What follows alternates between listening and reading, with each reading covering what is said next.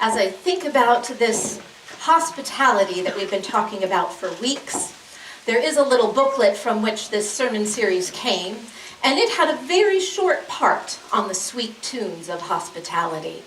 It asked, in your church, if a newcomer comes, what is the tune with which they are greeted? And I thought about that for a minute. And if they're here in the park, it's perhaps the tune of the breeze through the trees. Or maybe it's the tune of people rushing around and getting their chairs set up and saying hello to friends. Maybe it's the tune of someone who's saying, good morning, it's good to see you here. We're glad that you're here today. When we're in the sanctuary, depending on how early you arrive, you might get to hear the choir rehearsing. That might be the tune that you come to. Maybe you hear a tune of people greeting one another and think, oh, I don't know anyone to greet here. And then someone, maybe it's one of our official greeters, or maybe it's just someone in the congregation, says good morning to you as if they knew you for their whole lives, and says, we're glad that you're here. I know some new folks have said they thought they were kidding at first. They thought it was just something people say. But when it happened over and over again, and when the people were equally glad to see them if they saw them at the grocery store or the bank or wherever they were, they realized that that welcome was real. That idea that the hospitality that we're sharing is the hospitality that we ourselves receive from God, that God invites all of us here. Songs go way back in the church. In fact, I'm looking at Mike Tracy. I remember when his daughters were going through their Bible skills class in 3rd grade, and Mrs. Tracy showed them a trick that she had learned in her Bible skills class a few years ago, that if you open up the Bible right to the middle, chances are good you will end up on a psalm. The book of Psalms is just about in the middle if there's not too many study helps in the front or the back of your book to throw it off. If you have just the 66 books of the Bible, the pages will probably open to a psalm. And that psalm will express some kind of human emotion. It may be a psalm of joy. It may be a psalm of lament. It may be a psalm of walking. A psalm of ascent, they called those, as people were walking on their way to the temple or on their way for a pilgrimage. They would sing those songs to kind of keep walking, and maybe some of you have done this on long car trips, to pass the time a little bit. There is a book that is not in the Psalms that we used at the beginning of the school year last year for backpack tags. And it involved also the backpack tags. I believe there were some little colored sneakers. Does anyone remember this? There was a Pete the Cat book. And Pete the Cat had white shoes, and he was just walking along and singing his song, I love my white shoes, I love my white shoes. And then he fell into something. I don't remember what it is first. Maybe it's a bunch of blueberries. And his shoes turn blue, and he says, oh no! But did he cry? Oh no. Instead, he kept walking along and singing his song. And what did his song sing? I love my blue shoes. I love my blue shoes. Or purple, yes. You say purple, Sharon? You love your purple shoes? Anyhow, Pete the Cat goes through all those different songs. And as we sung it, we thought about God being with us through all of the things in life. Not all of which are like falling into a bowl of berries. There's also an image in this hospitality idea that our music should resemble a potluck. That is, a potluck that has a variety of different kinds of foods. Our music also should represent a variety of different kinds of musical tastes, so that a variety of people will feel, oh, this is a congregation where I feel comfortable. Maybe not with every single song, but they sing some of the ones that are truly my heart song, and I feel at home here.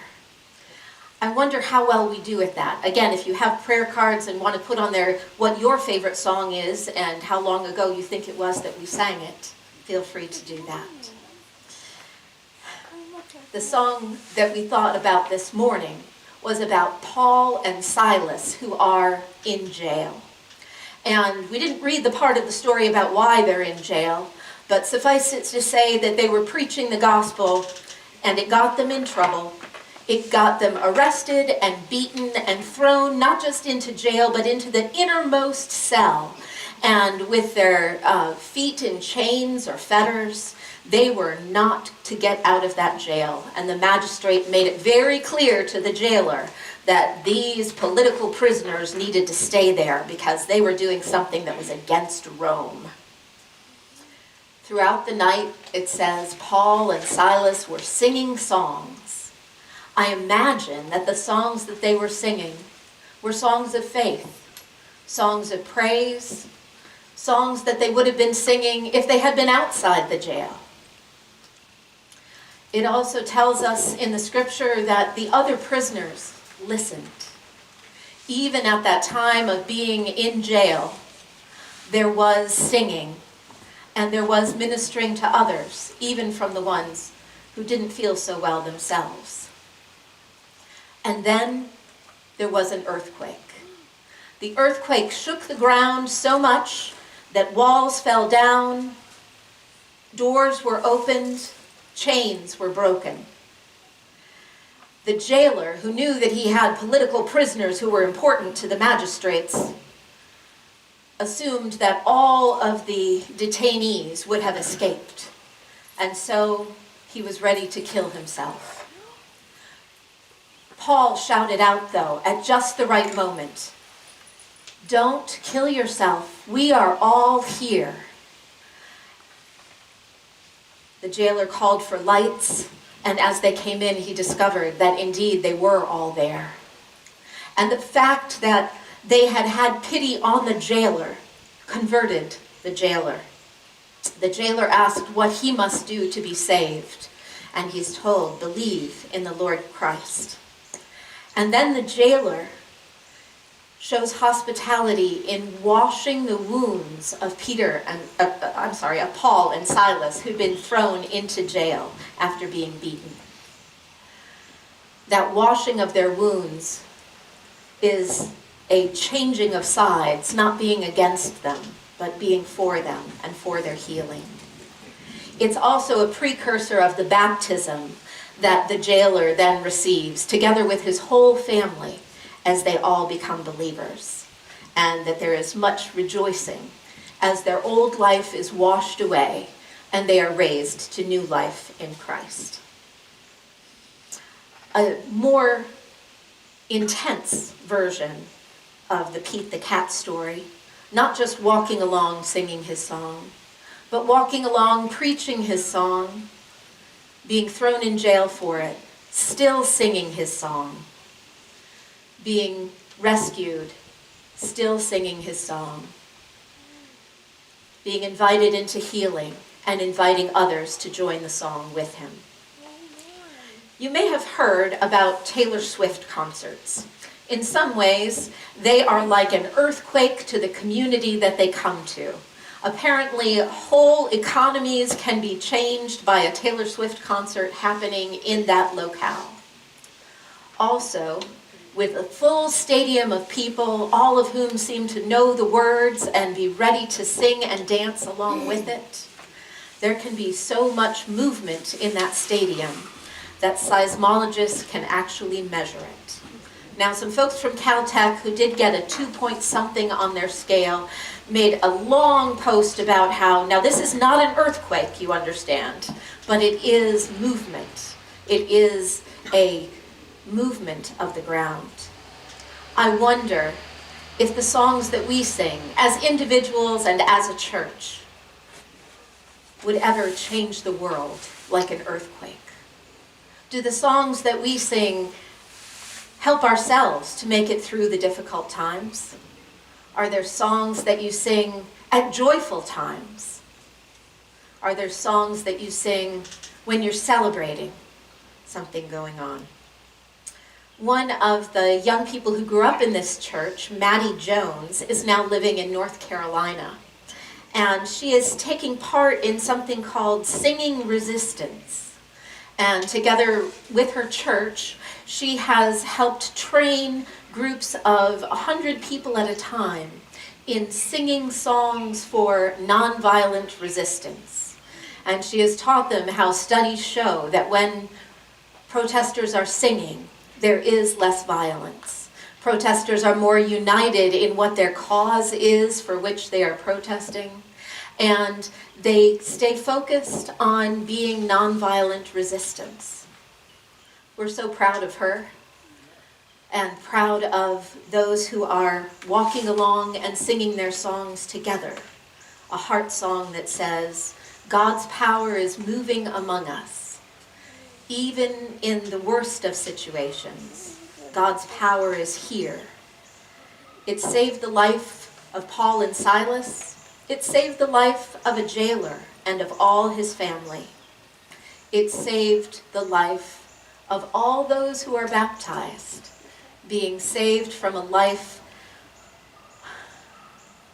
that needed regeneration, new meaning, and the conviction that you are God's beloved child. Last week we had the opportunity to witness some baptisms in the lake. And yes, it was a little cooler last week than it's been, I think, any other Sunday this summer. And I told those young people as we went into the lake, you will remember this day. You will remember the coldest July Sunday. And you will be able to look at a map wherever you are in the world and find the Finger Lakes, maybe even pick out Cayuga Lake and say, that is the place where God said to me, you are my beloved child. And you said to God, yes.